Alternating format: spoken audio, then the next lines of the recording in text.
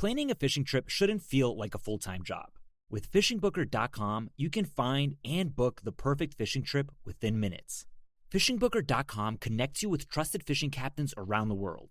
Booking is fast, easy, and secure, with access to verified customer reviews, loyalty rewards, and around-the-clock customer support. Everything you need to book with confidence is in one place.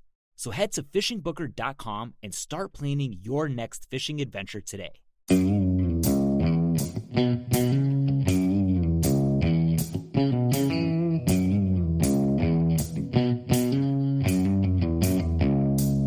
All right, welcome back to the Survival and Basic Badass Podcast with Kevin and Chuck.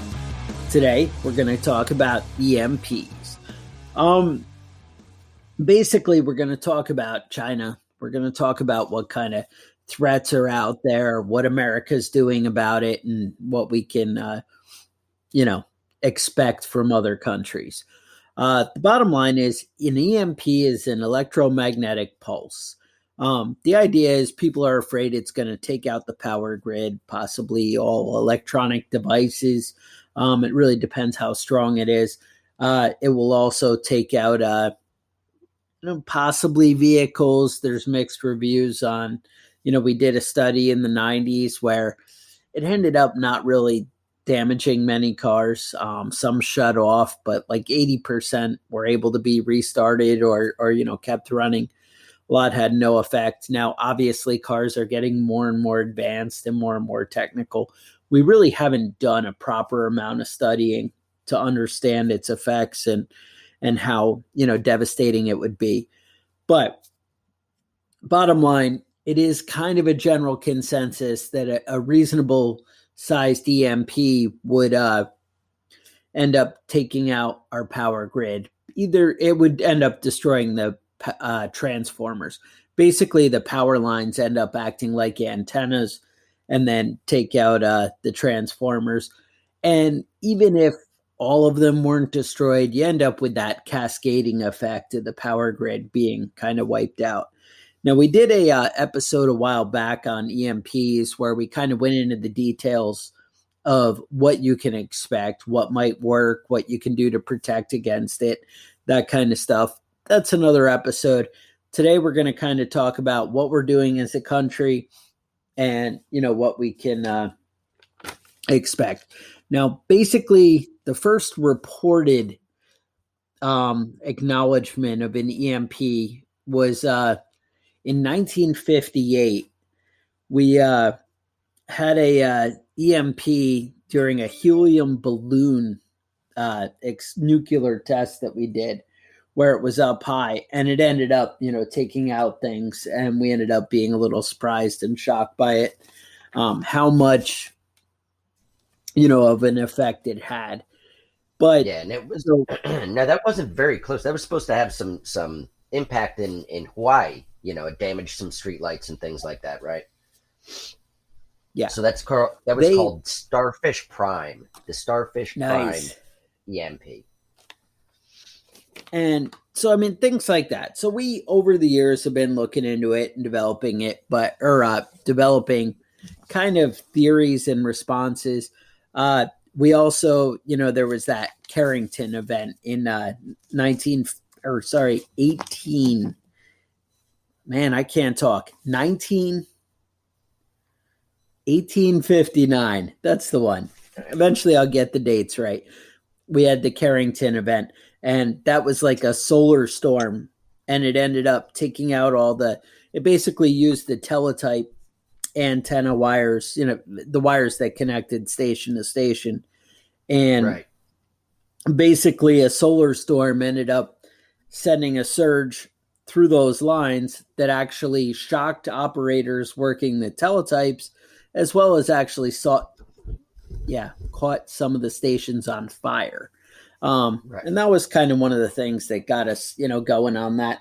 There's been other solar storms and whatever. That's kind of another episode, but that got us on track about it. So we ended up putting together a EMP commission around 2000. Mm-hmm. And we said, hey, you guys need to really get to the bottom of this and figure it out and decide if it's really a threat. 2000, they're like, yeah, we looked at it. It is really a threat. That's about as far as that went.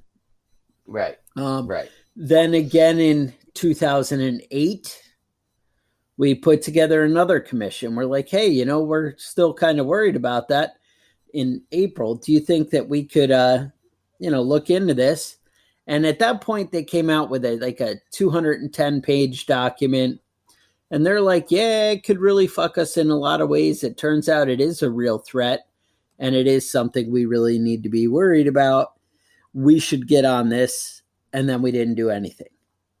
Mm-hmm. Then again in 2017, they said, what about those EMPs? What do you think? We should get on top of that and, really look into it and make a, commission, come up with a plan. All right, we're going to get on that. And we did nothing again.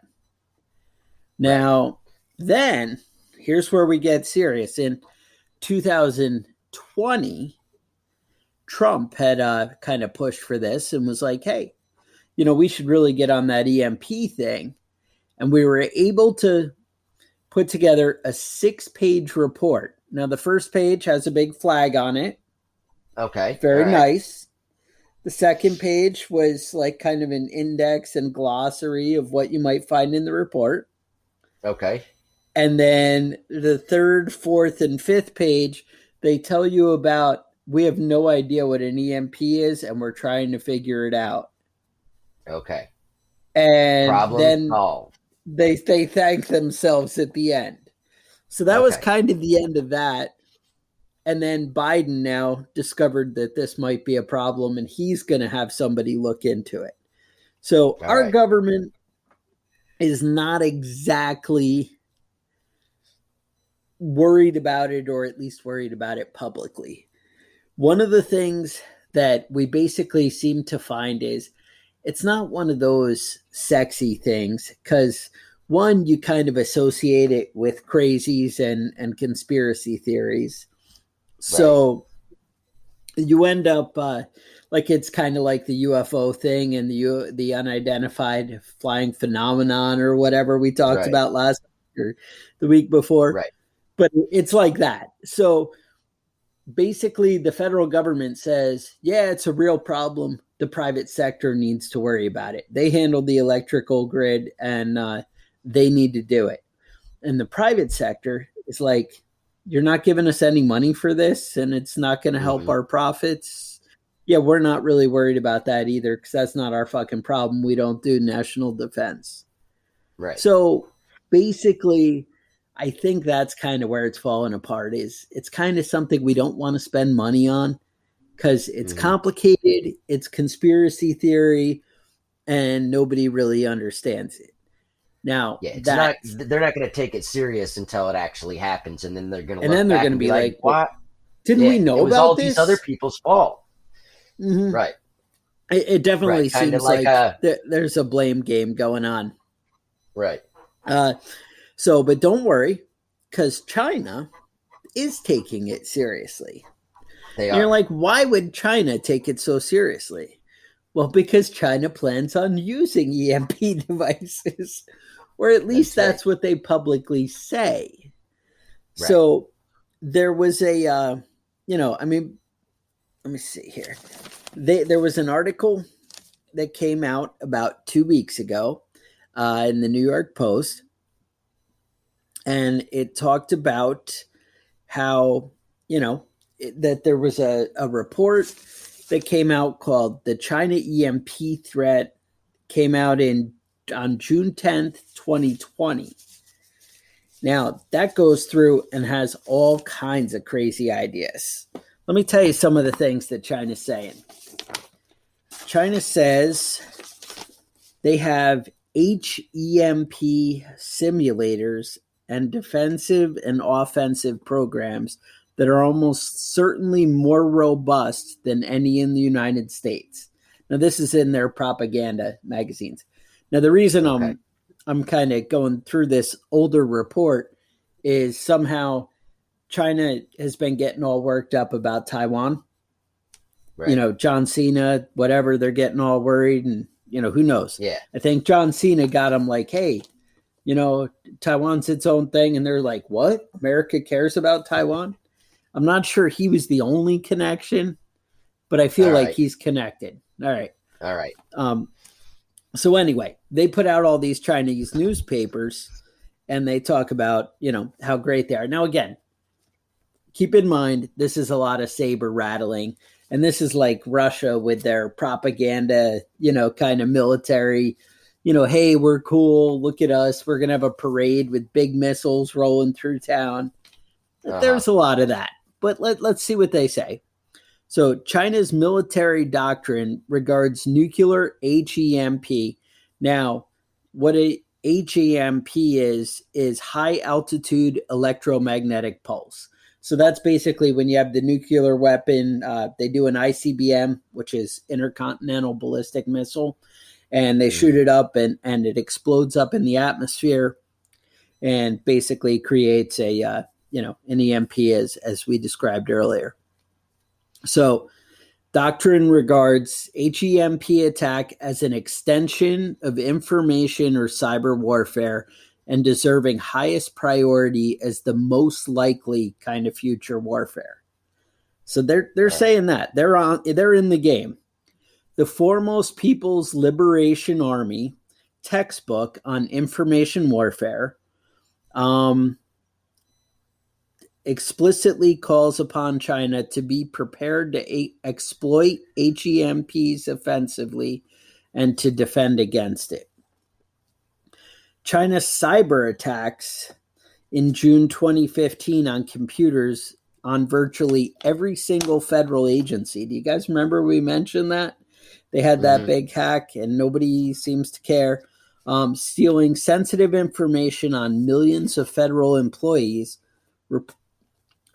should be regarded as possible practice or preparation for total information warfare, including a nuclear EMP attack. This is what China put in their newspaper. Right? All right. They discussed, there's tons of stuff here, and all this that I'm reading to you now is coming out of the China EMP threat put out by the Dr. Peter Vincent Pry, Executive Director of the EMP Task Force on National and Homeland Security. And that's in the 2021. The weak points of the modern aircraft carrier. As big of a target as the fleet is, it would be easy for a satellite to locate it and missiles to conduct saturation attacks. And they basically have plans to take out whole battle groups and discuss about how they would do that. So I feel like that's something we should be kind of paying attention. Now they have several different types of weapons. That's what's weird. You had mentioned to me when we were discussing earlier that the U.S. has some EMP weapons we're working on now. Yeah, so they've got a they call it the Counter Electronics High Power Microwave Advanced Missile Project, or CHAMP for short. Basically, it's a cruise missile that's got an EMP as its warhead. And that's for very focused, correct? Right. So they would target a specific facility and set off fire the missile and then set off the EMP above the facility. Right. Now, China, and this is why I kind of had you bring that up, says they're on the verge of deploying hypersonic weapons that could potentially be armed with nuclear and non-nuclear EMP warheads. Hypersonic glide vehicles and hypersonic cruise missiles is what they call them, that can reach an altitude of 40 to 100 kilometers, where they skim along the atmosphere and glide, as they say, and then deploy EMP weapons. So they've already developed and are focusing on these. I'm sure they watched us do it, and then, they made some photocopies, and because that's kind of how China operates. Right. Yeah. They also claim that they have satellites, that they have a wide array of space launch vehicles and satellite launch centers They name a bunch of Chinese cities that I can't understand that could be Right. used for the above high energy, EMP surprise attacks. Again, these are coming right from China. An HEMP attack could enable China to level the playing field and defeat the U.S. by being the most effective means of quickly neutralizing large numbers of LEO satellites that are crucial to the U.S. military operations.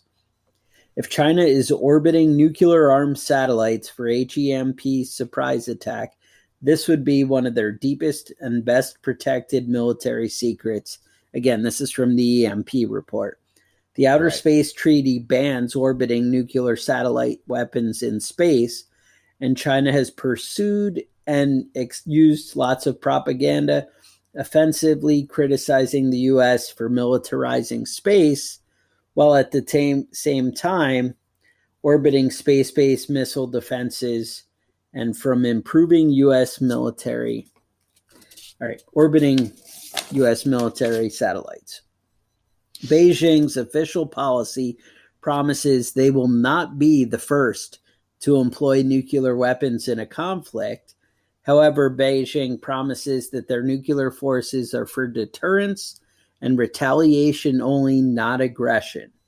However, the U.S. report says for both Beijing and Moscow, nuclear war plans and C3 to execute those plans are national security crown jewels that they try to protect and conceal behind a bodyguard of lies and disinformation.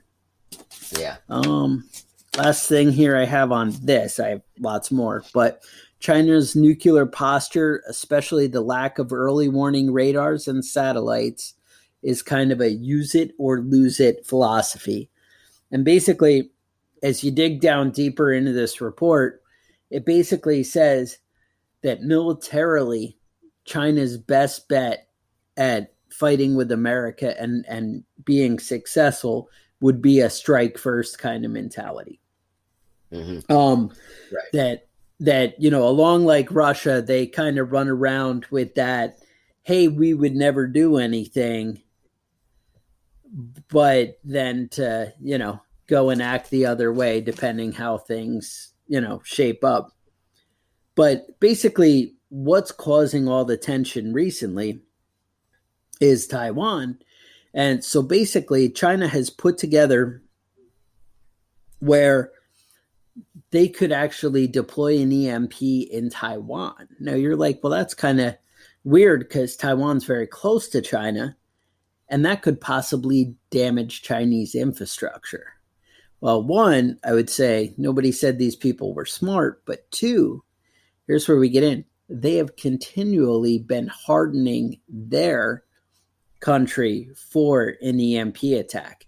And the reason they're doing that is because they're thinking they might be the ones to deploy it. Like they think it's a real threat because they're like, hey, we might do it. And they're thinking, hey, if we deploy a nuclear weapon in Taiwan, it could affect us. But if we're prepared for it and nobody else is, then we could successfully. And basically, they're planning on intimidating us to where we don't do anything and don't react. Right. When they plan on pulling Taiwan back into the fold. Right. In this most recent article that came out about 2 weeks ago, China threatened an intense nuclear showdown if we, decide to do anything with Taiwan and stop them from reunifying China back to its former glory. Another quote from them is, "We must be prepared for an intense showdown between China and the U.S. A large number of ICBM subs will be the pillar of our strategic will." Now, if that doesn't sound like good propaganda, I don't know what is. The number of claims, the number of China's, this is another quote from their newspaper, the number of China's nuclear warheads must reach the quantity that makes the U.S. elites shiver should they entertain engaging in a military confrontation with China. Mm-hmm.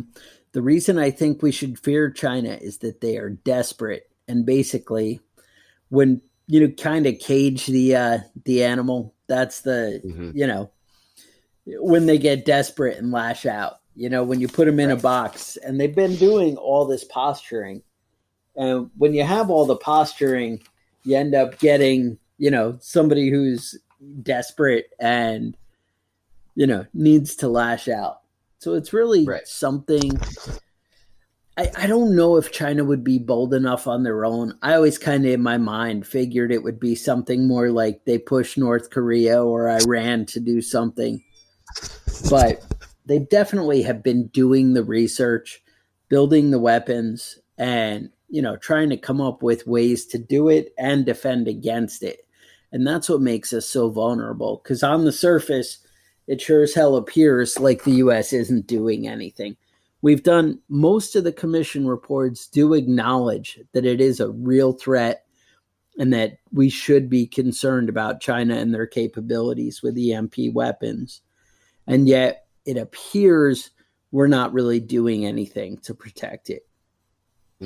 Protect against it. Doesn't seem like the United States is doing anything in preparation for anything like this. So I do find it concerning. I know if you go to ready.gov, they will tell you should have like a 3-day supply of water or something. So, I mean, you have that. Well, they're doing something. Right. Yeah, ready.gov is one of those websites that you can find all sorts of terrible things that are probably going to happen and things that you can do personally to keep yourself alive for a couple of days after these events. Yeah, other than that, you're kind of on your own, though. And that's assuming hopefully FEMA will show up and get a camp ready for you. And assuming nobody comes in, stabs you while you're sleeping, there's that. I don't know. It just more and more, I just see these things as kind of more serious threats. China is continually doing cyber attacks on the power grid. There was just a report from the Department of Energy that we needed to take seriously the real possibility of cyber attacks, and that it would be possible for us to respond with military might is what we were saying.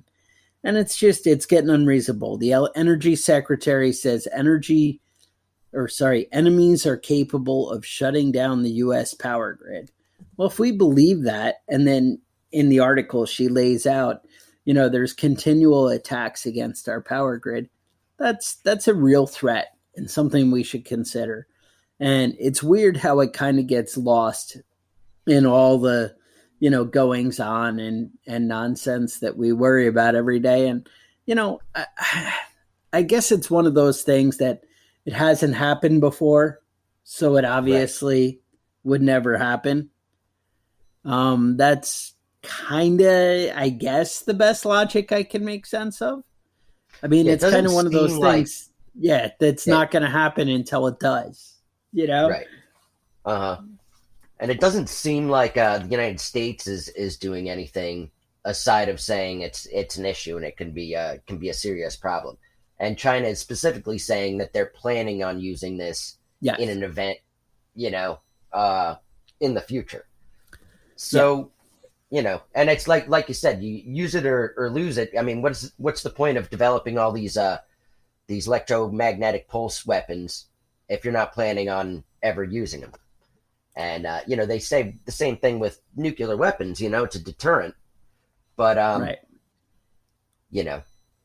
it is a deterrent until it's used. Yeah. But it's a deterrent to stop us from, defending Taiwan. Right. And, the more we get over there and the more we get into it, China's getting more and more worked up. Now, do they have the nerve to actually do it? I don't know. I don't know that they do. I I like to think that the Chinese are cowards and weak. I just like to say that because I know we have some Chinese government listeners out there.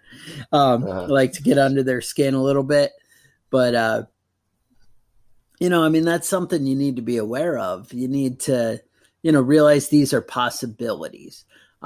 We have, rogue into even, smaller groups that are, cyber attacks, like shutting down that oil pipeline, right? Or gas pipeline. That was kind of a big deal, No, it didn't affect us personally that dramatically. It wasn't a big deal.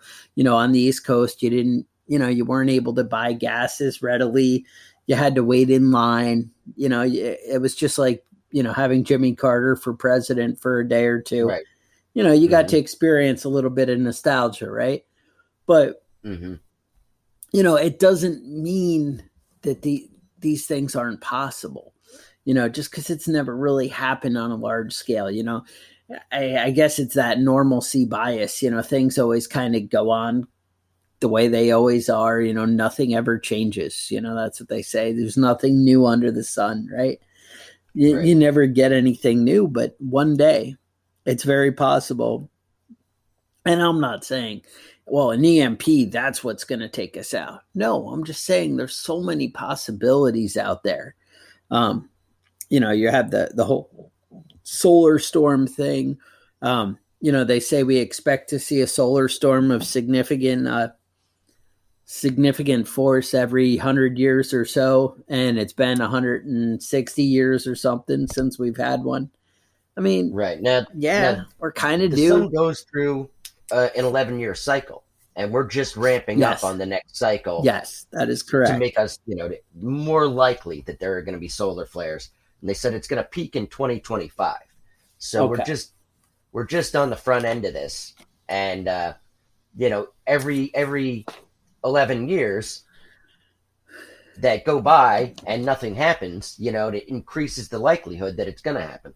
They say there's a 12% chance every decade of a massive solar flare that would damage the electronics. Now you're saying 2025. Actually, to kind of confirm those numbers, in 2015 we had a small solar storm that actually took out GPS throughout the Northeast of the United States. Right. And in 2015, it wasn't that big a deal. But in 2025, how many self-driving cars are we going to have? How many things are, a little bit more? 1989, there was a solar storm that over Quebec that had a province-wide, so for you Americans, that would be like a statewide power outage for 9 hours. Now, again, 9 hours, not the end of the world, but this was a small solar storm. It wasn't, a large major one like in 1859. There's in 2012, there was one that was almost as large as 1859. But believe it or not, the way we were rotating around the sun, it ended up shooting out and just missing Earth. Right. And kind of shot out past us. So maybe that was our 100-year, storm. But maybe it wasn't. We've basically been directly hit on average every 100 years. So one missing us, maybe we got lucky. We dodged a bullet on that one. But who knows? Now, the one thing that's kind of interesting too with a solar storm is the guy Carrington was I don't know, the guys who stare at the sun, whatever. Anyway, he actually saw the burst kind of come out of the sun, and then it came down and hit. So what we were able to learn from him paying attention and doing that, astronomer would be the word that I was looking for, is it takes 17 hours from when we see it to when it actually hits the Earth. Now, I don't know. Do they spread panic or whatever? Do you get a news alert? Hey, in 17 hours, you're fucked. I don't know what all your electronics. What happens there? I'm kind of going with we probably don't get that news report. Yeah. But, to each his own. Maybe I'm wrong. Maybe your government really cares about you and thinks you as an individual could prepare better than they could prepare for you. If you believe that, then I wouldn't even worry about it. I mean, you're probably going to get a call. Hey, you might want to protect your stuff. Just, looking out for you, check on the kids, whatever. Government might do that for you, but they might not. That's all. All right. So that's kind of, what I have on that. I do have a little update on UFOs, turns out. All right. Now, you guys remember that we said they were going to start to release some information. Mm-hmm. Some FBI or, the FBI and everybody was going to release some unclassified documents. Well, some of those are starting to slip out. Mm-hmm. And I did read there was a report that Nikola Tesla, was an alien. Oh, yeah.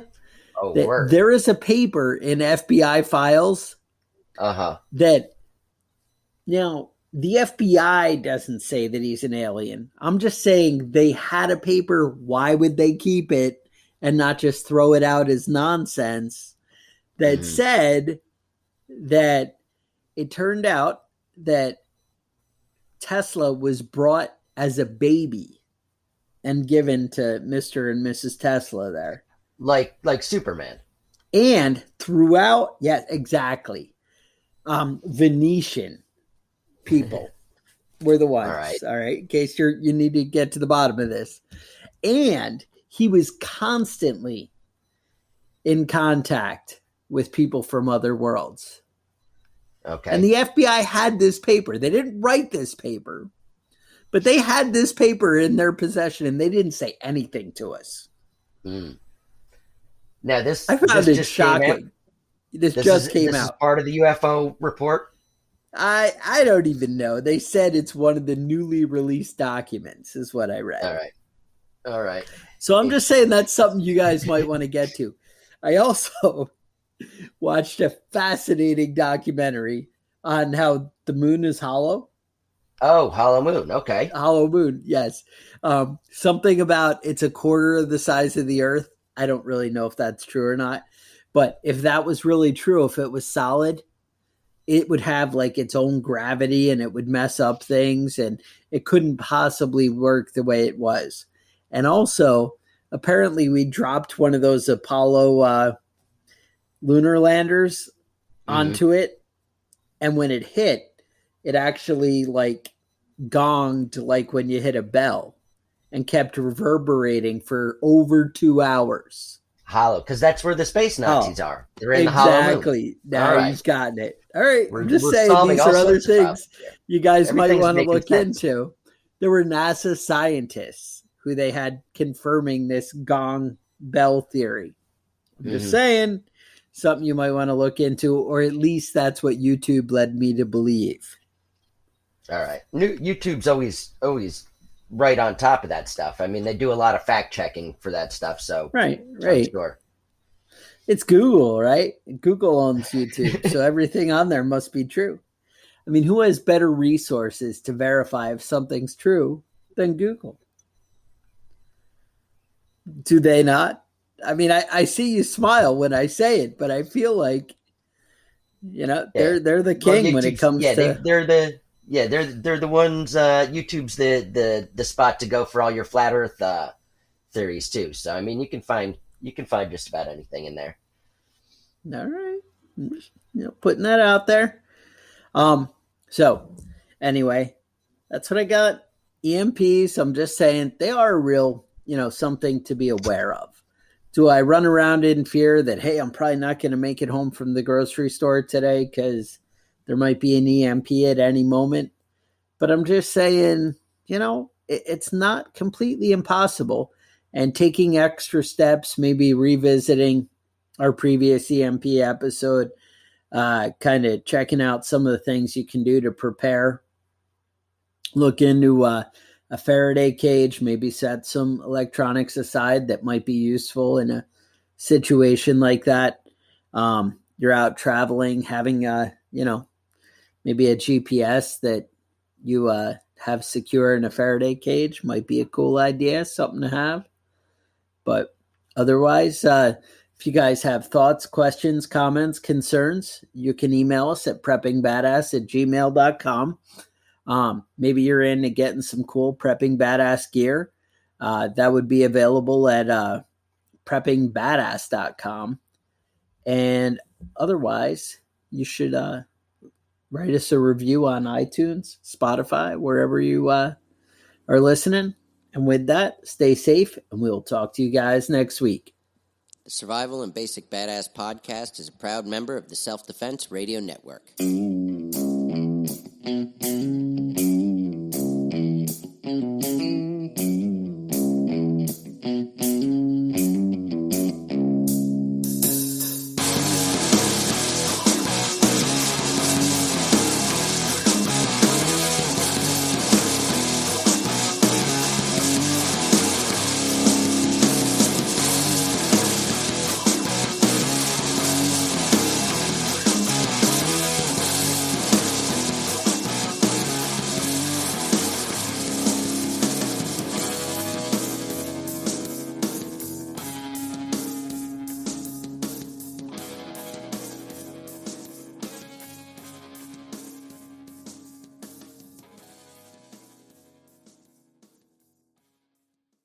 Planning a fishing trip shouldn't feel like a full-time job. With FishingBooker.com, you can find and book the perfect fishing trip within minutes. FishingBooker.com connects you with trusted fishing captains around the world. Booking is fast, easy, and secure, with access to verified customer reviews, loyalty rewards, and around-the-clock customer support. Everything you need to book with confidence is in one place. So head to FishingBooker.com and start planning your next fishing adventure today.